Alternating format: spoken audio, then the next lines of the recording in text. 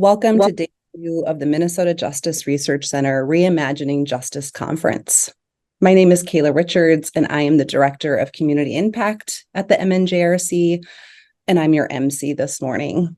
It's so nice to see so many of you bright and early, especially if you were with us last night. We've got a great program scheduled for today. Following last night's in-person keynote, Brianna Payton joined us on the campaign for pretrial justice from Chicago's Appleseed Center for Fair Courts. We heard lots last night about the power of organizing and perseverance in the face of what can sometimes feel really impossible. Before we begin today, it's important to name and acknowledge that our work would not be possible without the support of so many of you. Whether you read our work, come to events, have spent time with me at a data walk, or donate or sponsor today's event, special thanks to you. We want to give a shout out to our amazing sponsors, particularly our founding sponsor, Thomson Reuters, and our justice champions, the Minneapolis Foundation and the Minnesota Humanities Center. Thank you. You can find the whole list of our sponsors on your screen, and you too can donate today to support our work using the QR code. A few details before we hop in today's programming. Today we are gathering on our friendly platform Zoom, although this is Zoom events, so it functions a little differently.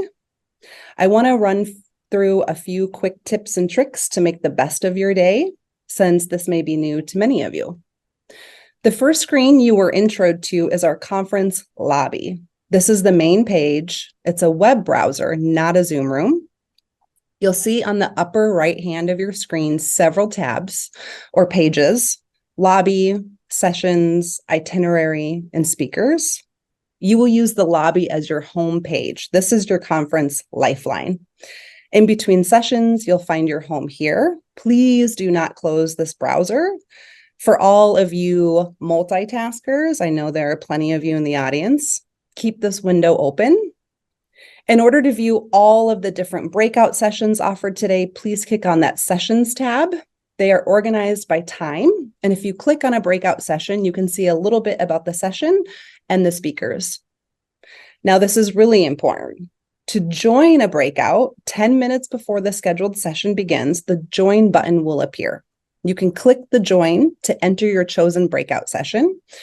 Once you click Join, your Zoom app will open in a different window, if you will, and you'll join that webinar. At the end of each breakout session, your Zoom application will close and you'll find yourself back in the lobby, aka your web browser lifeline. For those of you who sometimes, like myself, find yourself in trouble, please feel free to email info@mnjrc.org, and we'll provide you with support. We also have folks monitoring the inbox, and you can text or call us at 612-361-3951. One last note, if you're curious and want to plan, you can hop into the Sessions tab and decide how you want to spend your day. You'll see a bookmark icon next to the breakouts. Clicking this bookmark will add the session to your itinerary or plan for today. For those of you who registered for CLEs, the sessions that are eligible for CLE credit have CLE listed in the title. So keep your browser open, use Sessions tab to navigate to your breakouts, click Join button to hop into a session, and email info@mnjrc.org if you get into trouble. So we're going to begin. I now have the pleasure of introducing our grounding for today. I'm so grateful to begin today's conference with a piece from Minneapolis's very own Kyle Tran-Myre. Kyle Tran-Myre, aka Guante, is a poet and activist whose work explores the relationships between narrative, power, and resistance. He's performed at the United Nations. He's been a member of 2 National Poetry Slam Championship teams and visited countless colleges, conferences, and festivals. And he uses spoken word and storytelling as a doorway into critical dialogue.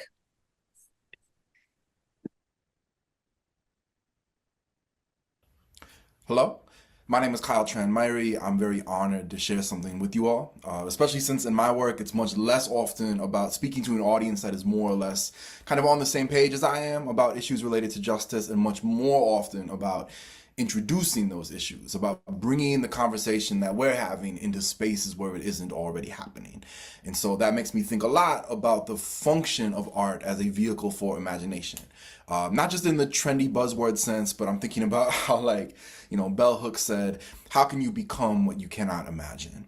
Or when, Lucille Clifton said, we cannot create what we can't imagine. Ursula K. Le Guin said, the exercise of imagination is dangerous to those who profit from the way things are because it has the power to show that the way things are is not permanent, not universal, not necessary.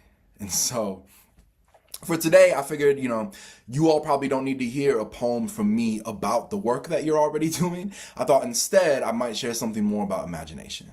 This is a piece that I use in my work, not to make people, think what I want them to think, but to open the door to a conversation about understanding the word justice in a more expansive way, a more human-centered way. It's called Why Do You Write Poems When Death Is All Around Us? If we were in a room together, we'd do a whole call and response thing, but I think it'll be okay. So, why do you write poems when death is all around us? Because when I was your age, the fighters in my family who would have taught me otherwise fell asleep beneath a heavy black shroud. Because after that, the only person who would share their food with me happened to be a poet, so I'm kind of just stuck, which is really why most people write poems in the first place. Why do you write poems when death is all around us? Because my eyesight isn't very good. And that makes for a short-lived mercenary or militia fighter, but it's perfect for an artist because I can't see the audience well enough to get nervous. Why do you write poems when death is all around us? Because even if I didn't, even if I were the greatest swordsman on this moon, all rippling muscles and whirling blades, death would still be all around us. You can't beat death, you can only dance a little more slippery, drum a little more timelessly, hold that note beyond your breath and hope to find a home in its echo. Why do you write poems when death is all around us? Because of simple mathematics. With a blade in my hand, what are my odds against a hungry bandit? With a poem on my tongue, though, maybe I can visit a village and make a child laugh. Maybe that child then sleeps through the night with no nightmares. Maybe his older sister then also sleeps through the night because she doesn't have to wake up to comfort her brother. Maybe then, later in the day, she will go for a walk by the river instead of taking a nap. Maybe she will discover a secret bloom of mushrooms and the whole village will have a beautiful, great feast. Maybe a man who in another story would have been a hungry bandit attends that feast, eats until he is full, dances until he is delirious, and look at me, I've killed a bandit. Simple mathematics. Why do you write poems when death is all around us? Because I too dream of escape and know that escapism offers none, only its outline in silver, because I am not strong enough to tear these walls down, but I can write our names on them. Because our names are spells, a magic the wall cannot rationalize, a fault line through its face with this name. I summon myself with these names, these poems. I summon something greater than myself, the splitting of a cell in the darkness, the new growth, the promise of a billion bricks bursting. Why do you write poems when death is all around us? Because death is all around us. Because life is all around us. So when death comes, let it come. Let it step over this tripwire tongue, paint over every poem. My heaven has always been a blank page. So when death comes, let it make me one. Until then, I will write for myself, For my ancestors, I will write. For the whisper of a possibility that it might matter. For the fun of it, if it doesn't. I was taught that when we use the word right, writing poems, righting wrongs, human rights, civil rights, last rights, a flurry of rights and rituals, the meaning of the word changes and does not change at all. So look around us. Look all around us, how every poem, every song, every story, every name pulls just a bit more at that shroud. Don't you want to see what's underneath? Thank you for listening, and most importantly, thank you for the work that you're doing.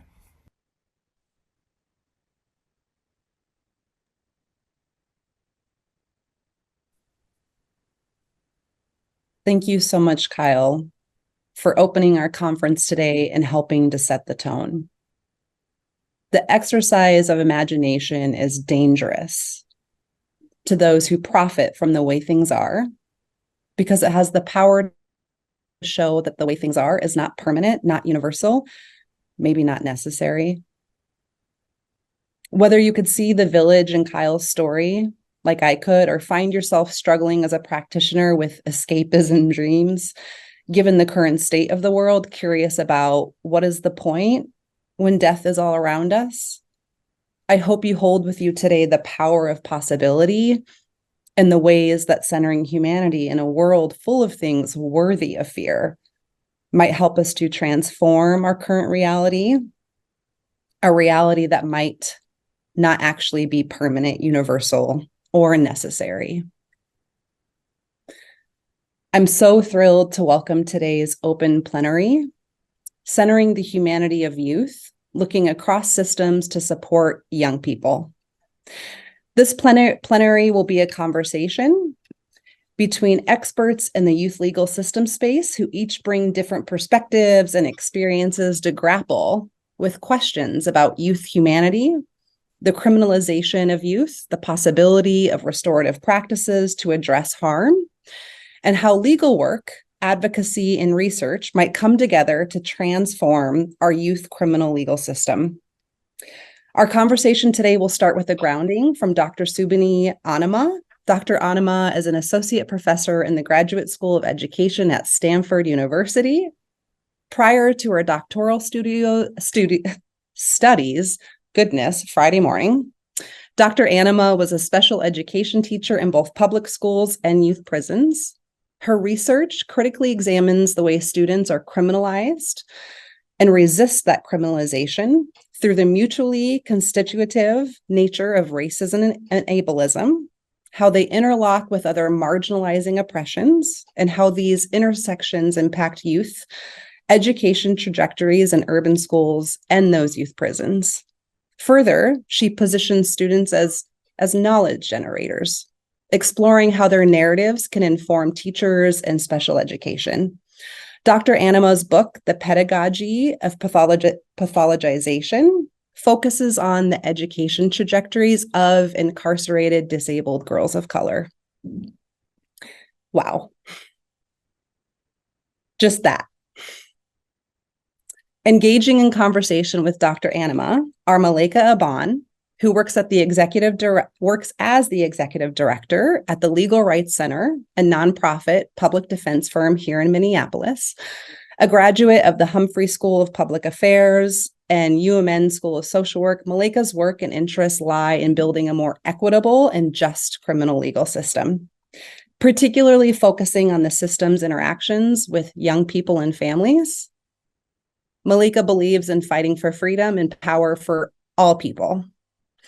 And Curtis Shanklin, a former deputy commissioner at the Minnesota Department of Corrections, and now a statewide co-director of the Minnesota Juvenile Detention Alternatives Initiative, the most successful juvenile justice reform effort in Minnesota, and a community faculty member at Metro State University.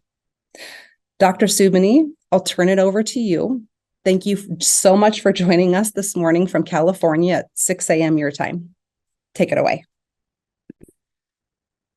Good morning, everyone. Thank you so much for that lovely introduction, Kayla. And thank you so much to Katie and everyone who invited us to have this discussion. And most of all, thank you to Malika and Curtis for being in discussion with us. So I'm going to share my screen. So this is always that awkward moment where that happens. So just bear with me for one moment and let's see how fast this goes. All right.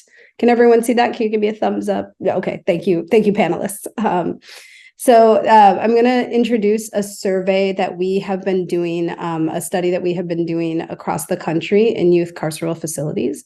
But I want to begin by saying I come to you from the Muwekma, Ohlone, and Ramaytush People's Lands, which is now known as San Francisco, and I work at Stanford. I am a Black and Asian woman wearing long earrings and a blue shirt. I always give a visual description for anyone who needs it. And I want to begin by thanking my research team also, who's listed below, because none of this work is done individually. It's all done in community, and I want to honor that. So today I want us to think about youth prisons as forgotten education spaces. And this is because, and when I say youth prisons, I mean all carceral facilities where kids cannot leave and are sent there by somebody else. So I mean long-term confinement, but also short-term detention and even residential treatment and what is considered open door programs. Because if children can't leave, they are for all intents and purposes incarcerated. So I want us to think about them as education spaces because so often they are not. But when kids go there, they are learning. All the time they are learning. And so I want us to think about what that means if instead of thinking about these places as places of confinement, places of education.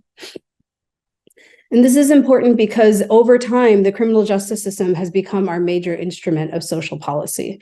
So this is why I want us to really consider, why have we forgotten these places? So these forgotten places are not outside of history.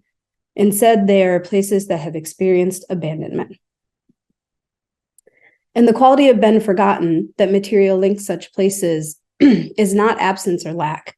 Ruthie Wilson Gilmore says abandoned places are also places of planned concentrations or sinks of hazardous materials and destructive practices.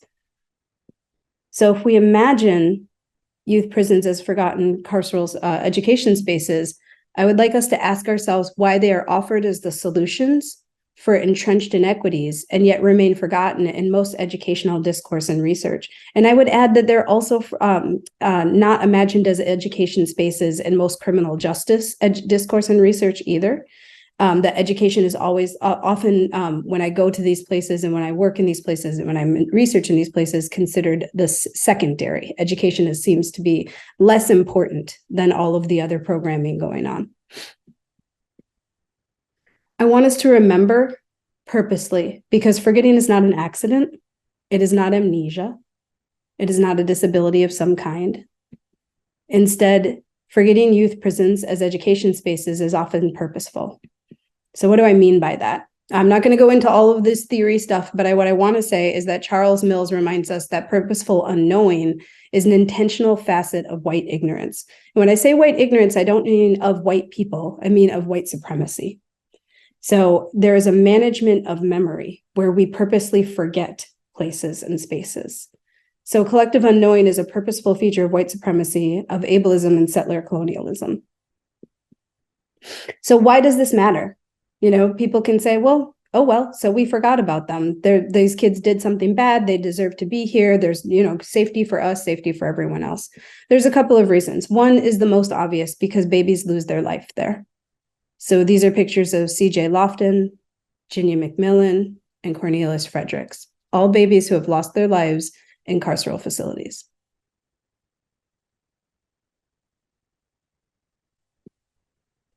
So when I think about, one of the things I want us to think about are who are the young people we have chosen to imprison. And I choose the word chosen very purposefully, because we choose this imprisonment as a solution to inequities that are in society. So if we are going to choose them, then we need to know who we are choosing.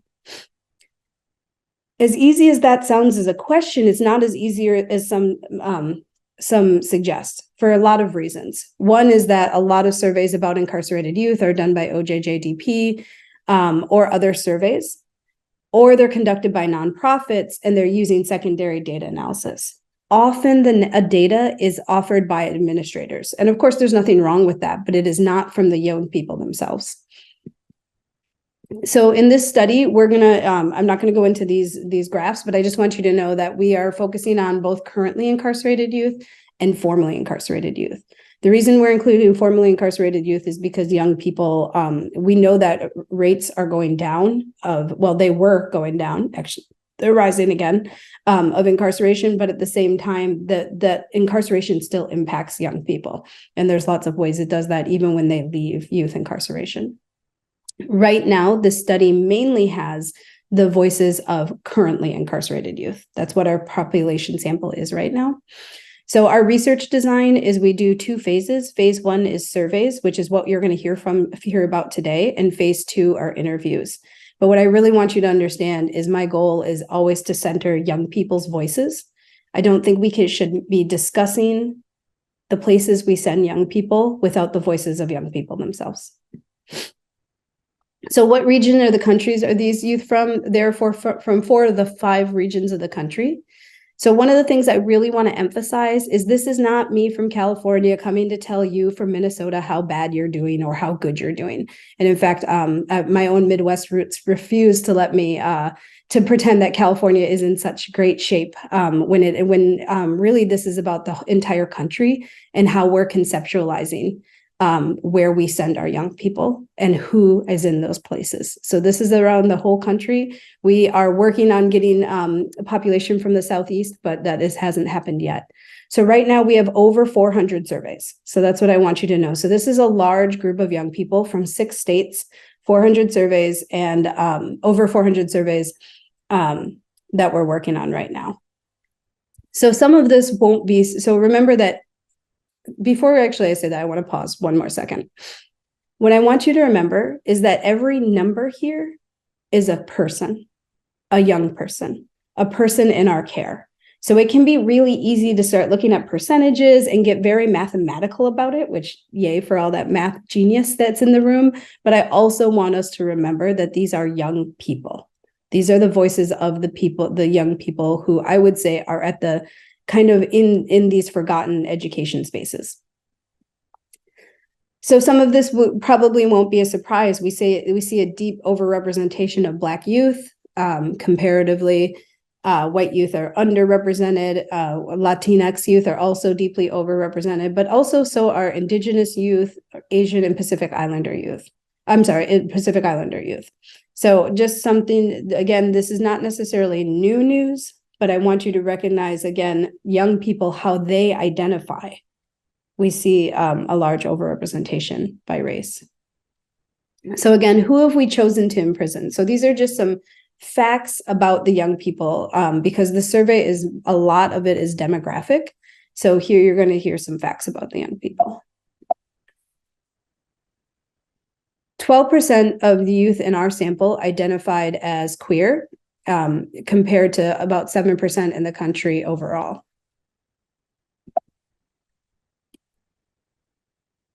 %85 of our youth in our sample report having a family member incarcerated, compared to about 45% of the youth population.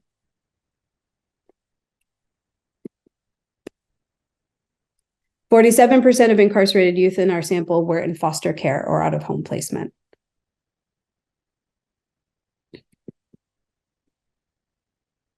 And 50% of incarcerated youth in our sample identify as having run away. 64% of those youth were arrested because they ran away. So again, when we think about the entrances into these places and the fact that we are arresting young people, often from fleeing from dangerous situations. So just take a moment, sit with these stats. What do you notice? What do you wonder?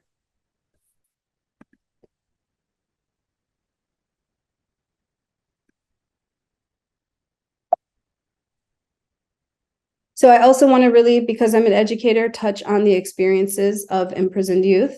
And because I am arguing about this idea of these places being forgotten education spaces. So my argument is that we cannot educate the young people if we don't know who's there. So 78% of our youth identify as having mental health issues compared to 20% in public schools. So again, sit with that idea. And when you think of the facilities you've entered or that you know about, how do you think they're responding to young people who have mental health issues, who identify, who say to themselves, yes, I am struggling with this? 65% of incarcerated youth in our sample identify as having a disability served under IDEA. So that it means an educational disability in which they have rights and responsibilities for. Over half. So again, are they getting the services that are federally guaranteed to them? When there's a lockdown and everyone shuts down, when they get put in seg, when they get taken back to the unit in handcuffs, are they getting what they need? Are they getting the services they deserve? 91% of incarcerated youth report being suspended, compared to about 5% of students in public schools. So this is a question for public schools as much as it is for those of you who run facilities or are involved with juvenile justice. Why are we suspending kids if it is somehow deeply related to who later becomes incarcerated? Is suspension working if it is supposed to teach children a lesson? 55% of incarcerated youth in our sample have been expelled, compared to less than 1% of students in public schools. So again, are these exclusionary practices pushing kids out of schools? Are we pushing them straight into youth facilities, into incarceration? And 37% of our youth report being arrested at school. Is the presence of police in schools really the benefit we say it is?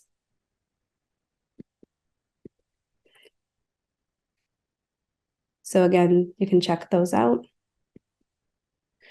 But what I really think the power of our study is in what I talk about as the multiplicative, or as some people might say, intersectional identity data. That is, we do not just look at race, then just look at gender. We understand children are whole human beings. So for example, I noted that 69% identify as having a disability. Now, the Black population is fairly low, but that's because there's a higher rate of Black youth than any other rate.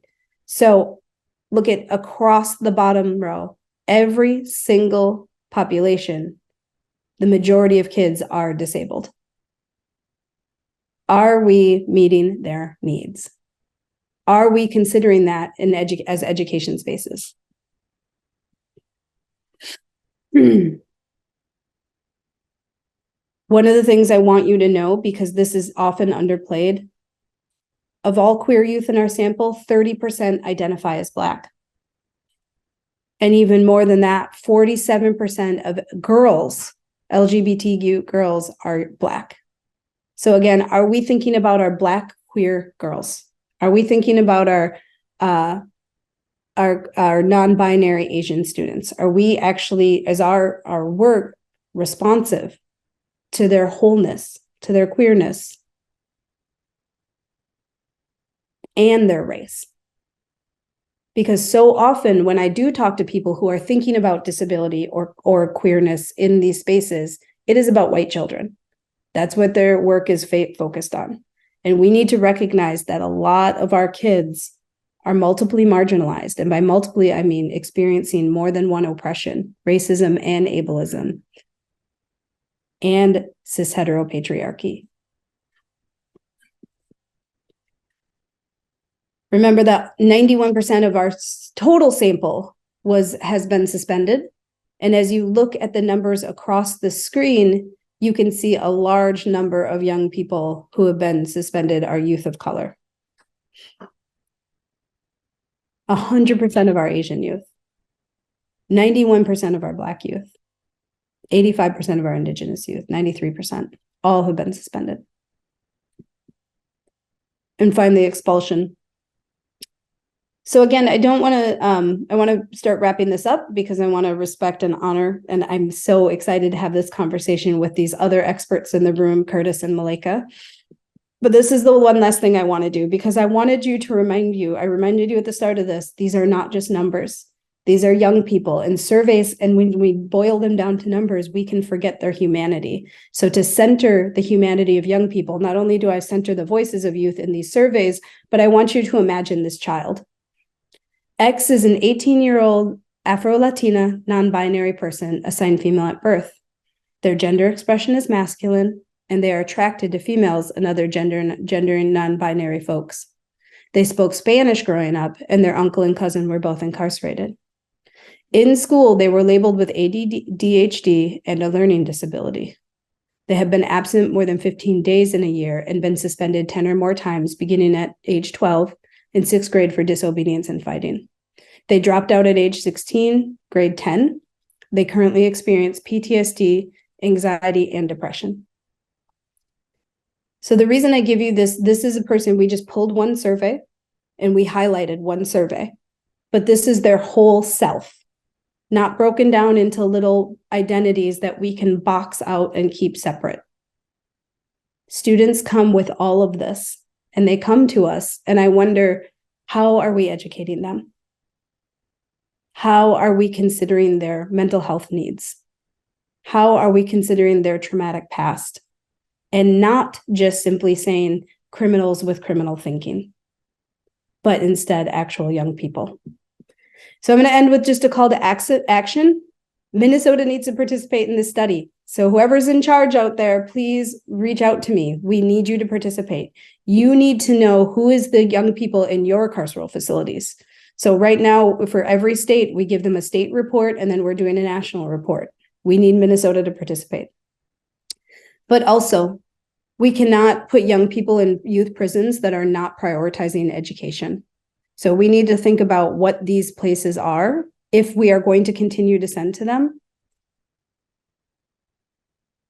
And if we are, how do we restructure them so they are youth carceral facilities?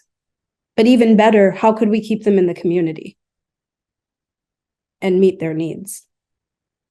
Especially with the costs and the consequences of youth incarceration. Finally, I'm going to end with this one call to action: is we need to send our youth voices in all reforms. We cannot continue to decide how to serve youth without asking them what works. Young people are very honest, y'all, honest in a way sometimes we don't want to hear, but they will tell you if you ask them. My question to you is, are we listening? Thank you very much.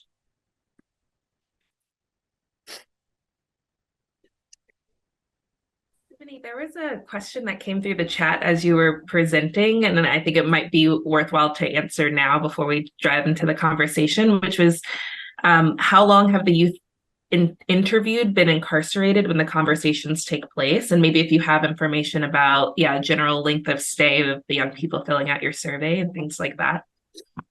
So the majority of facilities that we are doing surveys in, not interviews, so we'll talk surveys first, are confinement facilities. They are not detention facilities. Now, we do have 3 detention facilities that just have joined in different counties, but the majority so far have been confinement. So we know that their length of stay, I don't have an average because those are questions we didn't ask. Because often kids don't know their length of stay, and some of those kind of records, we don't have access to their records. But what I can tell you is most of them are confined. So if they're in long-term confinement, they've been adjudicated, it's usually a significant amount of time for a young person. And it goes, we can say, oh, it's only a month, it's only a few months. But also some of them are there for years and years. But remember that a month or a few months in a young person's life who's only lived 14, 15, 16 years, that's a long time. For interviews, really quickly, what I'll say is we've only done interviews in one state. We have one coming up in December, and then we are moving. So we do the surveys first, and then we travel across the country to do the interviews. So we've done them in one state.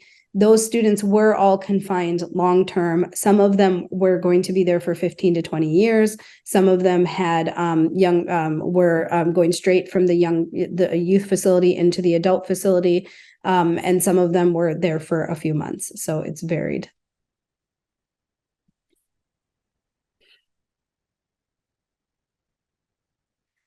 Somebody just asked, how much do we spend locking up per year? And I can actually answer that, so I want to.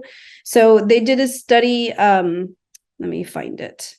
So they did a study, and right now the average cost for secure confinement for one youth for 1 year is more than $200,000. So it's the average state cost. So just, again, really thinking about it, $588 a day, or about $214,000 a year. At least 40 states spend more than $100,000 per year to incarcerate one youth in a long-term facility. So again, that we need to really question, is this the way we want to spend our money? And if it is, then how are we going to make it something that is not so damaging? So I think that's next. Okay, so I want to jump over. Thank you. We definitely will take questions, but I want to jump over to make sure that we have time to highlight the important voices of Curtis and Malika as well. So Curtis and Malika, thank you so much for being here and for for chatting with me. So my first question to you both is, what does it mean to center the humanity of youth in your work? I'll defer to Malika first. Malika, you want to go first? Yeah, sure. Thanks, Curtis. And thanks, Dr. Annamma, for this incredible grounding. And I do hope that any Minnesota policymakers on the call will allow her team access to the young people in our youth incarceration facilities here. Because I think we don't know all of the full stories of these young people in our state. When I think about centering the humanity of the young people in our youth justice system in Minnesota, I think it has to happen at multiple levels, but in a very conscious way, based on all of our interactions with young people and with the system itself. So the easiest and first way that I think about centering young people is in the language that we use to describe them. And so, Dr. Annamma, you talked about not just talking about people as criminals with criminal behavior, but I'm very intentional in all of our work at the Legal Rights Center and the advocacy that we do, that we're talking about children. Even if they're 16 years old, we are talking about a child.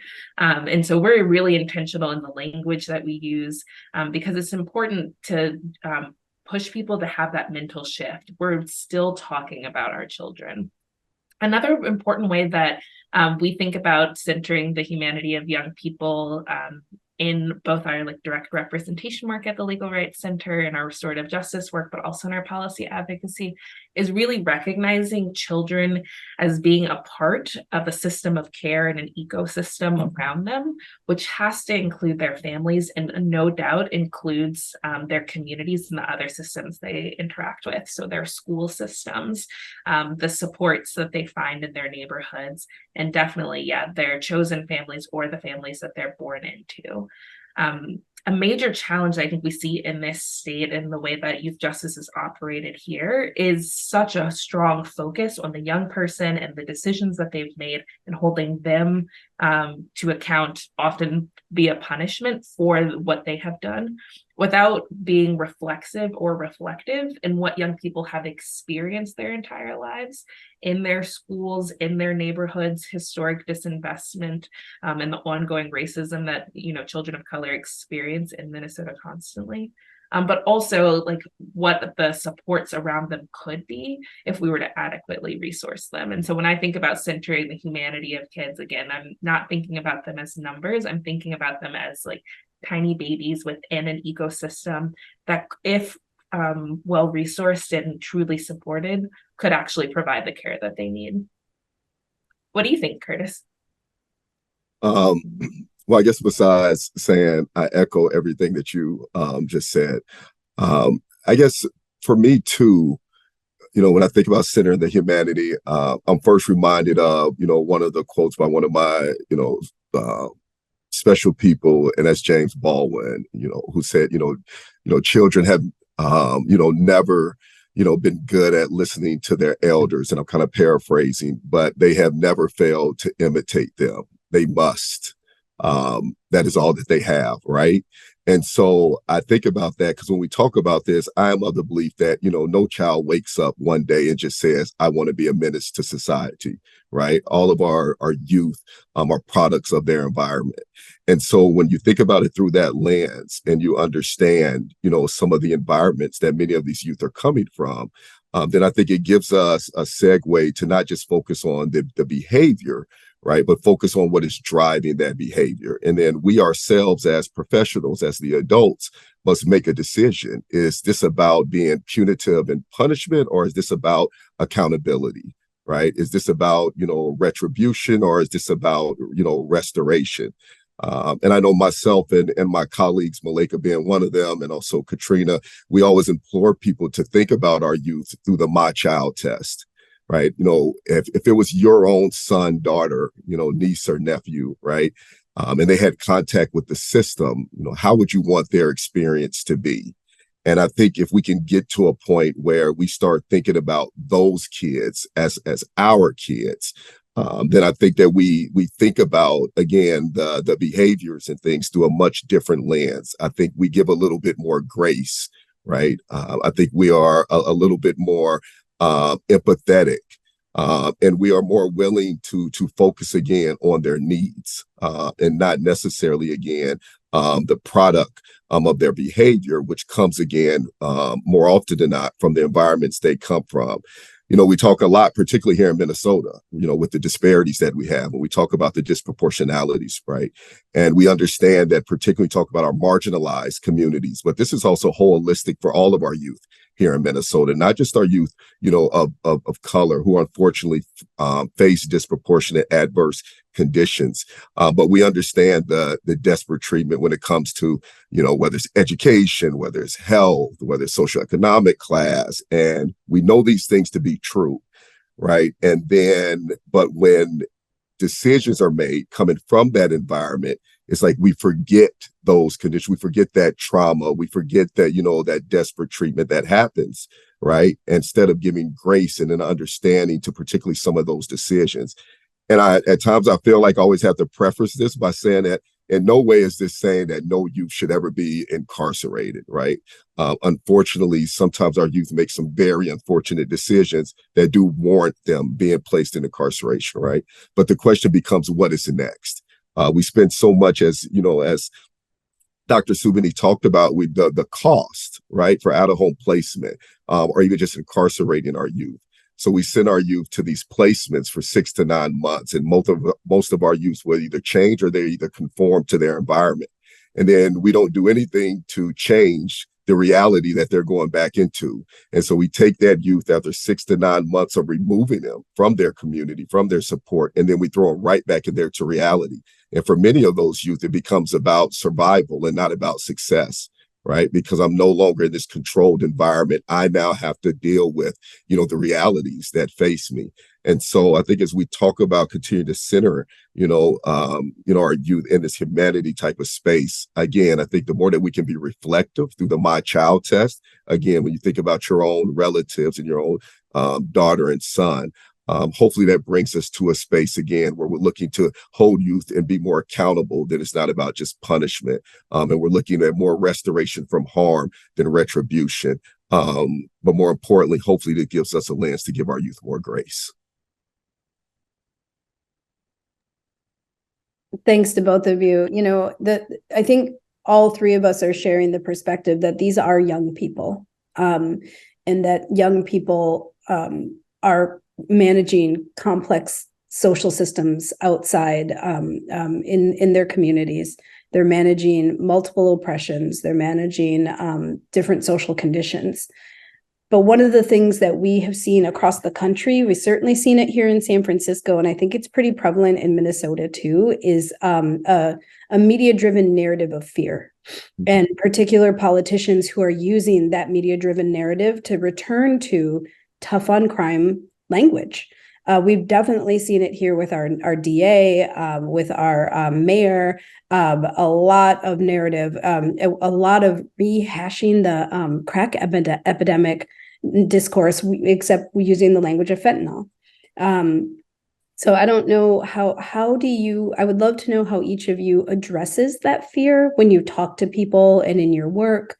And so it would be great to know, because I think that's what a lot of us are facing, those of us who work and know the young people in these systems, but we're facing kind of this storm of a narrative that is actually counter to a lot of the actual facts around the stats. So I'd love to hear how you address fear. No, that's another really good question.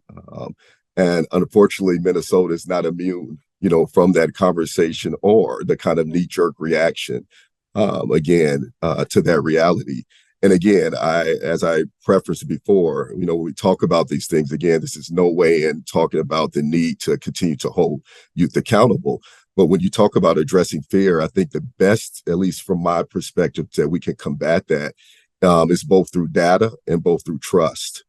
Right? Because when we talk about the data, right, if you just hear the snippets, and again, Minnesota's not immune from this, that comes from the narrative, whether it's from, the media, whether it's from, our local politicians, whether it's from stakeholders, you will get the thought process that, for many of our youth, they're just running around and it's just anarchy, right? But when you look at the numbers and you realize that, particularly here in Minnesota, that 75% of our youth who do come into contact with the system are not coming into contact with the system for our most violent offenses, right? So that gives a different type of perspective around what is actually happening. A lot of times when we talk about fear, it's because of the unknown, or because of the unknown, only what we hear, through the ways in which we consume our information.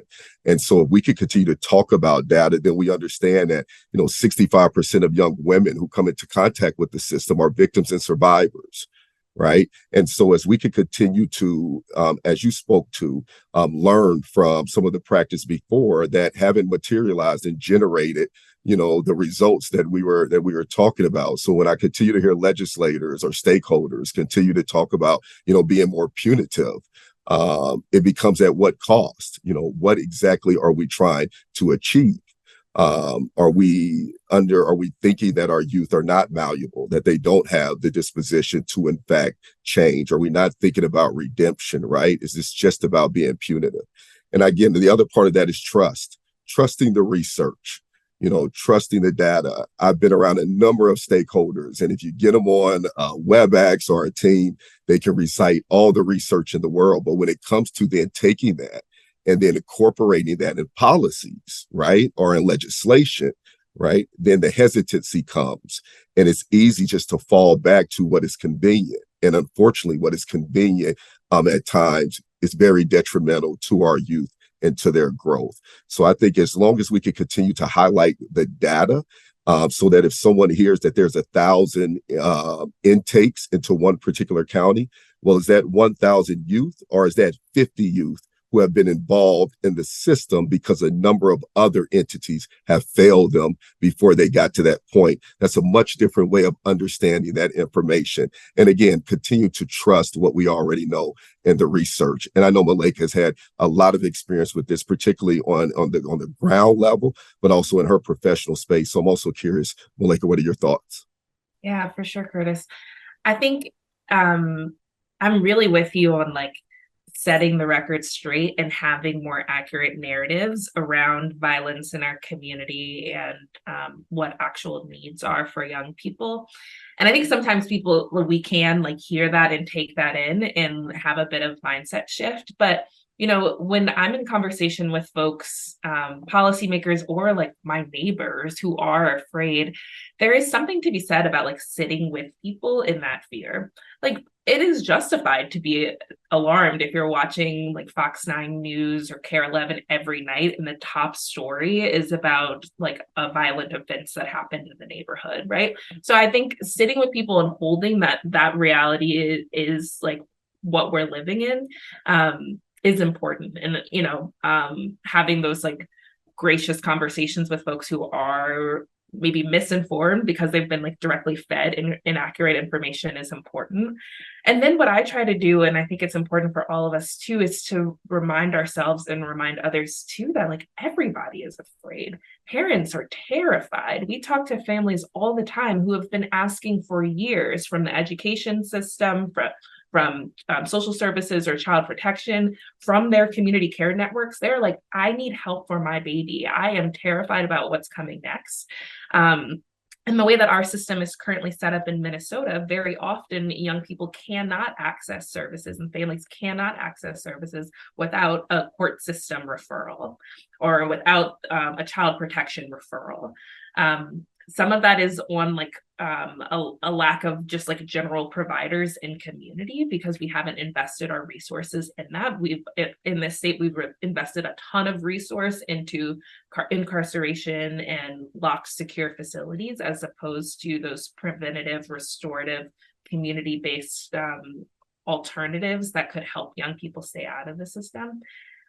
Some of it is on like the county and state administration and the ways that like contracts and grants are set up that make it very difficult for folks who are doing the work well to be able to open their doors for any child without a referral. So I say that to say like there are structural issues that create this ongoing fear that families are experiencing. And then coming back to listening to the voices of young people too, children are afraid as well. The young people who are in our communities who we're most afraid of, they are afraid of us. Young people in Minnesota watched George Floyd get murdered on the streets of Minneapolis.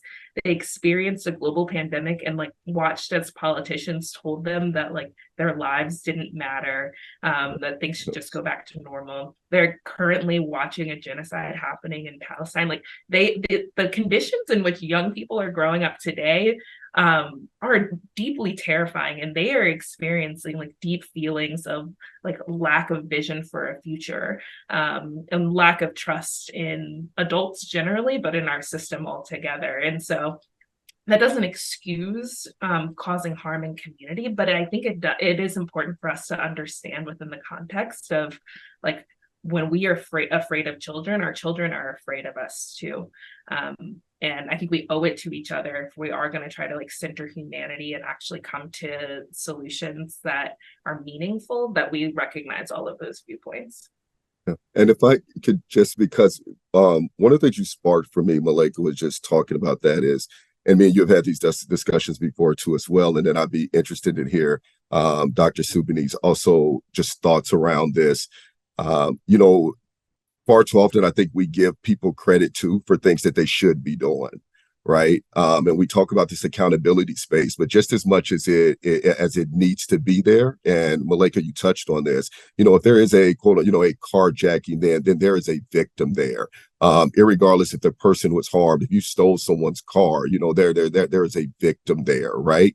You can only imagine like the trauma that person must feel and must be going through, right? But with that also being said, when we're having these conversations, we're talking about fear, right? The reality of it also, though, is that the three of us are probably more susceptible, to these violent acts that come from our community than anyone who doesn't look like us, right? And again, that doesn't take away our dismissive, to those other victims out there, but that also, right, is the reality of also what we're talking about.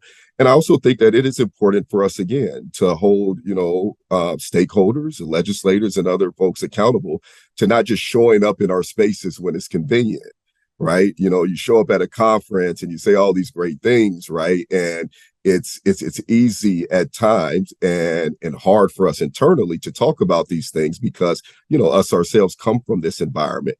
But it also takes, and Malika, you talked about, it takes a village. So it takes, our colleagues, our contemporaries, and others who don't look like us, right? To not just be an ally, right? But I also need you to be, complicit in this journey, like with us when we talk about equity, right? And we talk about knocking down and eliminating, disparities and things. And so, again, too often I think we give people too much credit for things that we should be doing. And there needs to be more accountability, again, for the stakeholders who actually perpetuate this narrative around fear.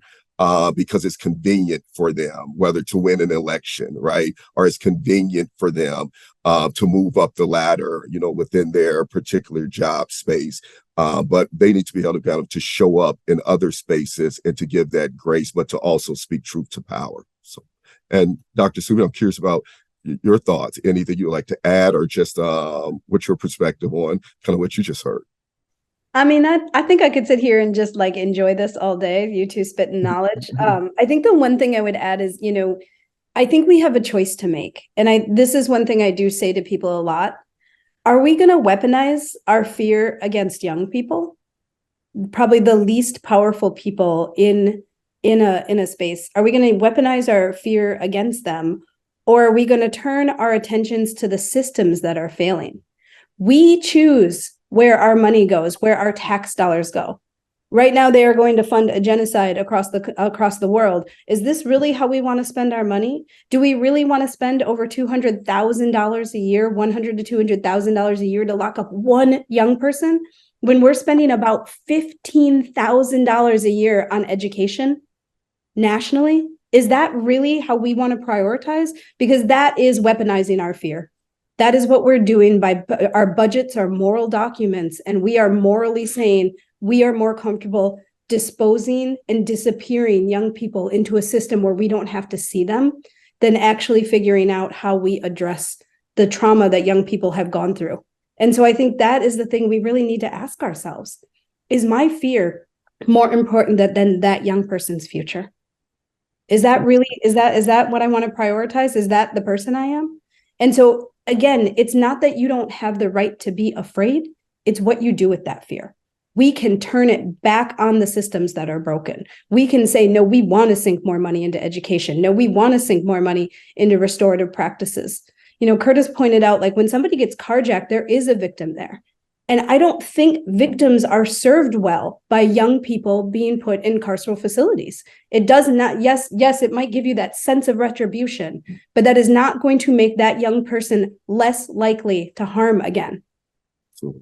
And so if that's the case, we got to really rethink ourselves. So that's the one thing I wanted to add is are we going to weaponize our fear against the least powerful people in our society? Or are we going to turn our attention to those in power who are misspending our money, who are using it in places that we are not comfortable with, and demand something better? I think I'm going to get a tattoo that says, is my fear more important than that young person's future? I just think that that's so profound and absolutely true in like how we're moving right now as a state. And I think, we have a lot of opportunities regularly, right? And there's going to be another legislative session here in 3 months to like keep pushing policies that we support.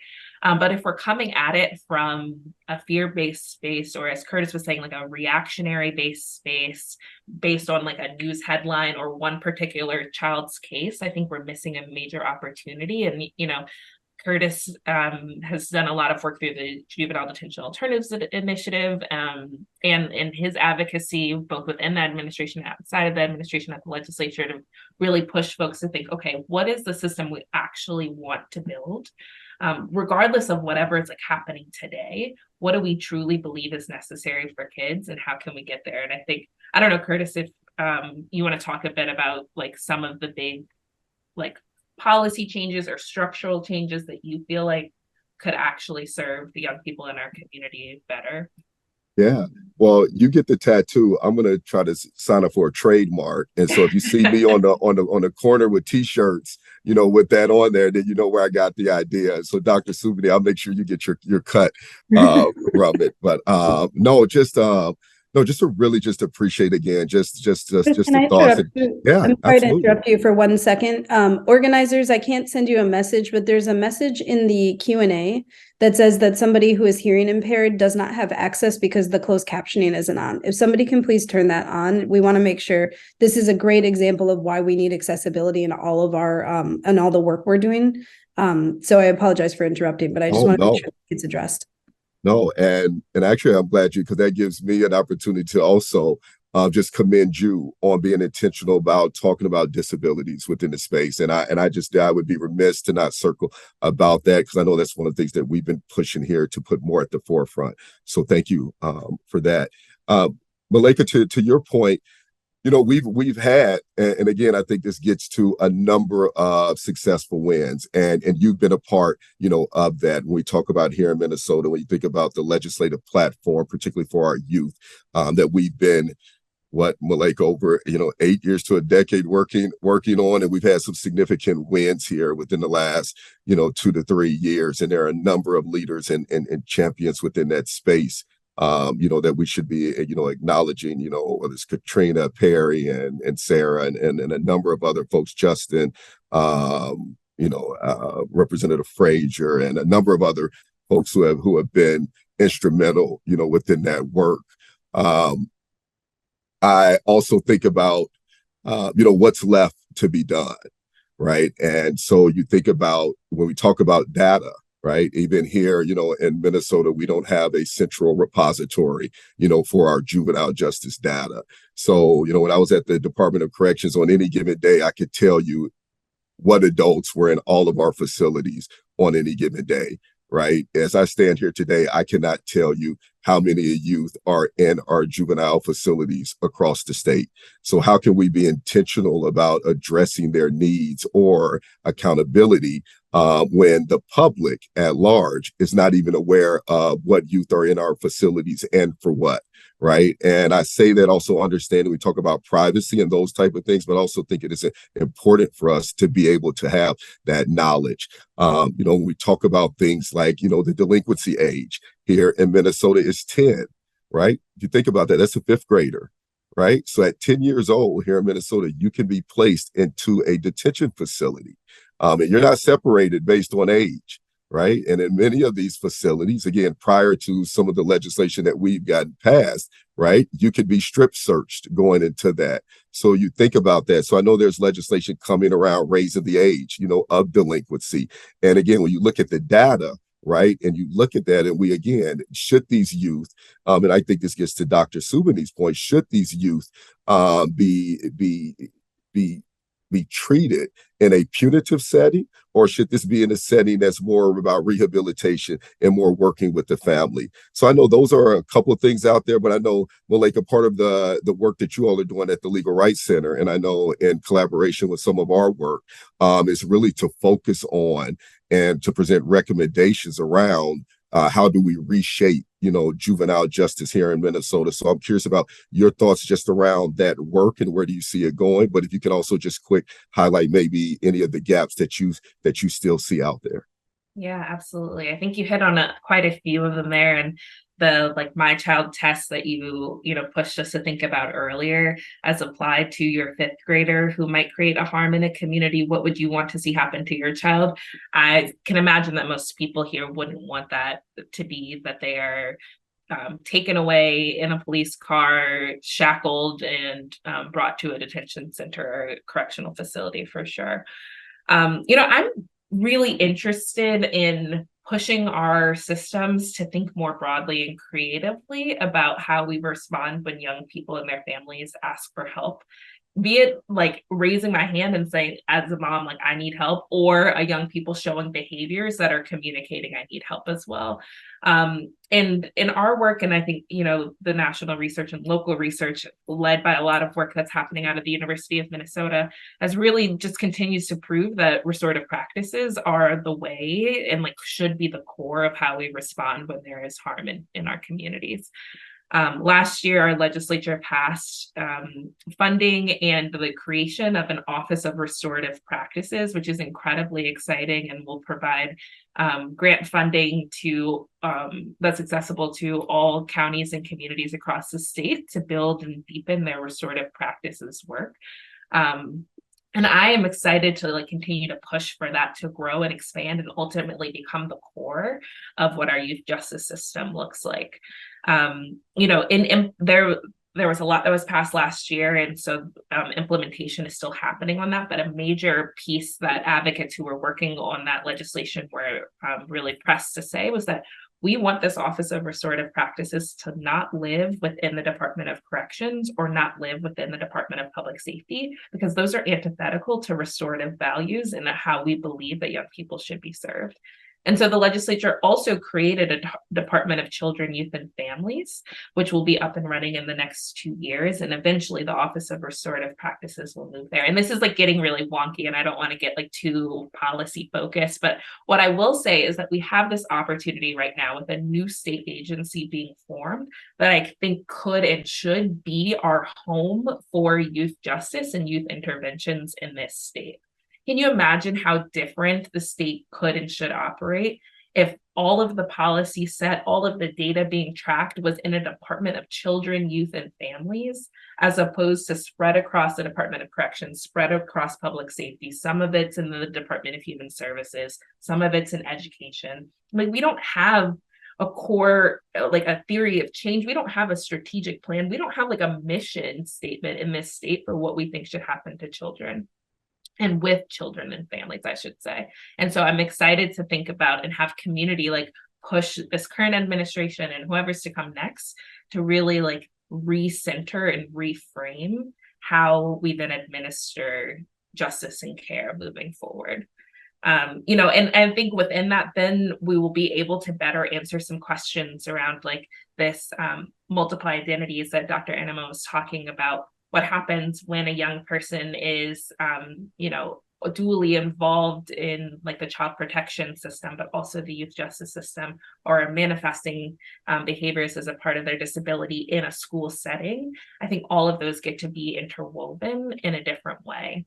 And so over the next couple of years, I think, we will be working on some like policy that hopefully addresses some parts of these issues as they come up. But there is an opportunity in this moment, and I think like collectively we can be pushing for a different vision for how justice truly is administered. And I'm also curious from Dr. Annamma, like when you think about even through your lens and all the in-depth work and research that you've been doing, what gaps do you still see still within the system that you feel are not getting enough attention? I mean, I think, you both have a really, really important points. And Malika, I want to just touch on like this idea of the Office of Youth and Family, or Children's and Family. I'm not, because California just created one too, right? We closed our DJJ, our state one, and then we did this. But let me tell you the truth. It has very little teeth. It has very little enforcement. It has very little. And in fact, now what happened when we closed our state facility, and I'm not saying we shouldn't have closed them, by the way, but what happened because they didn't give that office any teeth, now every county, it varies, and probation is in charge, right? And so some probation, yes, we want to change, we want to do these, we actually don't think kids should be here, and others are very punitive. So I think that the idea of like just decarceration being equivalent to decentralizing is not the same thing. And again, I might be getting in a little too wonky for everyone, but I do think this is something we really have to think about, because it's in the details. It's in the details when we make these moves. So your new office, I hope in Minnesota, has actual enforcement policies, has some kind of sharing agreement. And we have to get folks on board with the idea that not every kid that's here right now should be here. If we can start there, we can start. And then, what I would hope the Office of Public Safety is thinking is like, we need to work ourselves out of a job. We do not need to have most kids here. And if that is the attitude that is being brought forward, then we can really move somewhere. But if we have folks who are saying, no, we need every kid, in fact, we need to fill more beds. That's what our current DA is saying in San Francisco. These kids need to be locked up. We're back to that rhetoric and that discourse. And what that does is give us no alternatives. And we need to have some alternatives, because we know the war on drugs, mass incarceration have not worked. They have damaged generations of Black and brown folks, and white folks too who've been caught up, but majority Black and brown folks. We have to decide that we want something better. That again, where are we going to spend our money? Where are we going to spend our time? Who is going to have the enforcement? So to me, the biggest thing is making sure that that office has power to divert young people, or maybe that's the first stop. I don't know, but some plan. And again, Malika and Curtis will be better in the details in how it's going to work in Minnesota. But I lovingly remind everybody that we have to, if we're going to commit to new systems, we have to then put the resources and the power behind those new systems, or else you're just going to put someone else in power by accident or on purpose. Oh, I appreciate that. Going back to my days as a PO, I used to tell people all the time that my goal is to work myself out of a job. And when you also talk about these entities, when I hear folks more concerned about the FTEs that they might lose, as opposed to the, what is doing right, by our youth, that is a problem, right? And I think, again, I go back to this, the challenge for all of us as stakeholders, and understanding that when we talk about our youth, we are talking about all of our youth here in the state of Minnesota, right? But we have to be very intentional, right, about those who experience adverse conditions more often than not than others. And I think, again, for us as the professionals, we need to be more intentional about the way that the public consumes information. And where they're getting that information from. And we must continue to challenge ourselves. I tell people all the time, change is inevitable, but growth is an option, right? And so for us within this space, if you want to continue to grow and to be better professionals, and again, to treat youth in the way that you would want your own youth and relatives to be treated, then that's something that you have to work towards and be intentional about. I really appreciate you all. You all made my morning. Yes. And the last thing I'll say is collect the data, because sometimes when you are talking to public safety or something, they're like, oh yes, we will take the children, but then they see, oh, these children are majority disabled, these children are very queer. We actually aren't prepared. So if you have that data, it can be another weapon, another tool in our tool belt to make sure that we are making the arguments that we need to make. Or they're complaining about the cost to address those needs for those youth. So I'm sorry, Kayla. I'm sorry. I know we might be a little over. Blame Malika. Well, I was hesitating to jump in because I don't want to stop such a powerful conversation. Thank you so much to Dr. Annamma and Curtis and Malika. And I just want to pause for a moment in gratitude for the open plenary, and what a way to sort of set the stage or the tone for today's work. I'm sort of left reflecting on my own work and the ways I might better challenge myself to center the humanity of young people and what that means in the context of very system-oriented spaces, right? We often talk about involving and engaging young people and families, and it means we ask them to come in and assimilate to spaces that are really designed not for them, not by people who look like them. I also couldn't help but think about the opportunities that we have in our day-to-day work for those of us in the audience listening as practitioners to challenge ourselves and our colleagues and be curious about, when we are telling stories about young people, what about my identity and lived experience is shaping those stories? Are they complete stories? Are they based in context? And if so, whose? Thank you.